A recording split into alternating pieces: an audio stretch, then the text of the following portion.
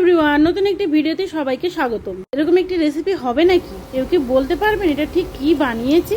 না, অত চিন্তা করতে হবে না, আমি বলে দিচ্ছি ঠিক এটা কি বানিয়েছি। যারা ঠিক এই সবজিটা খেতে পছন্দ করেন না, যার নাম ওল, তারই কোপ্তা বানিয়েছি। তবে এখানে আমি দেশি ওল নিয়েছি। ওলটা প্রথমে আমি লেবু, লবণ, হলুদ দিয়ে ভাপ দিয়ে ফেলে দিয়েছি, তারপরে ভালোভাবে সেদ্ধ করে নিয়েছি। এবারে সেদ্ধ ওলগুলো ভালো করে স্ম্যাশ করে নিচ্ছি হাত দিয়েই। আপনারা চাইলে কোনো স্ম্যাশারও ইউজ করতে পারেন। এই তো খুব সুন্দরভাবে স্ম্যাশ হয়ে গেছে। এবার এর মধ্যে দিয়ে দিচ্ছি একে একে পেঁয়াজ কুচি, কাঁচা লঙ্কা কুচি, রসুন কুচি। তার সঙ্গে দিয়ে দেব 2 চামচ পরিমাণ বেসন।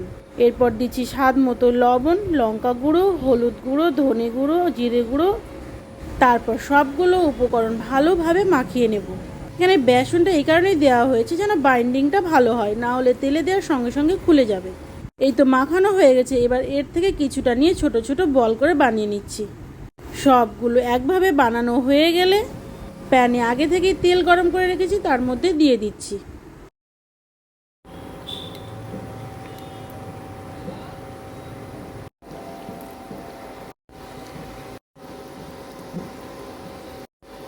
এই গরম তেলে কোপ্তাগুলো ভালোভাবে চারদিক দিয়ে ভেজে নেব যেন কোনো রকম কাঁচা না থাকে। এর খুব সুন্দর একটা রং চলে এসেছে, দেখতেই পাচ্ছেন। এবারে কোপ্তাগুলো ভাজা হয়ে গেছে। অন্যদিকে নিয়েছি পেঁয়াজ কুচি, বাদাম, কাজু বাদাম, আর নিয়েছি একটা টমেটো, অল্প পরিমাণ জিরা আর সাদা তেল। সবগুলো একটা স্মুথ পেস্ট বানিয়ে নেব। আর এদিকে তেলের মধ্যে দিয়ে দিলাম গোটা গরম মশলার ফোড়ন।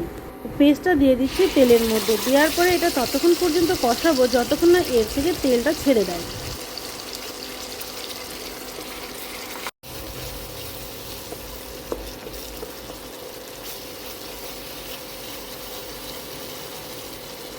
এই তো তেল ছাড়তে শুরু করেছে। এবার এর মধ্যে দিয়ে দেব স্বাদ মতো লবণ, লঙ্কা গুঁড়ো, হলুদ গুঁড়ো, আদা রসুন বাটা, ধনে গুঁড়ো, জিরে গুঁড়ো। তারপর এর মধ্যে দিয়ে দেব জল। দিয়ে আবারও ভালোভাবে কষিয়ে নিতে হবে যেন মশলার যে কাঁচা গন্ধটা রয়েছে সেটা চলে যায়।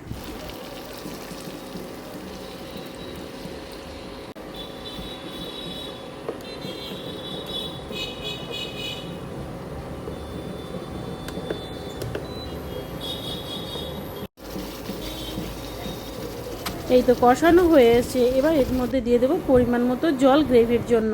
জলটা ফুটে উঠলে এর মধ্যে কোপ্তাগুলো একে একে দিয়ে দিচ্ছি। তারপর আবারও 2 মিনিট ঢাকনা দিয়ে ঢেকে রান্না করলে রেডি হয়ে যাবে ওলের কোপ্তা। এই কোপ্তাটা এত টেস্টি হয়েছে, যারা ওল খায় না তাদের জন্য এটা পারফেক্ট রেসিপি। কখনো আর ওলকে না বলতে পারবে না এই রেসিপিটা যদি একবার খায়।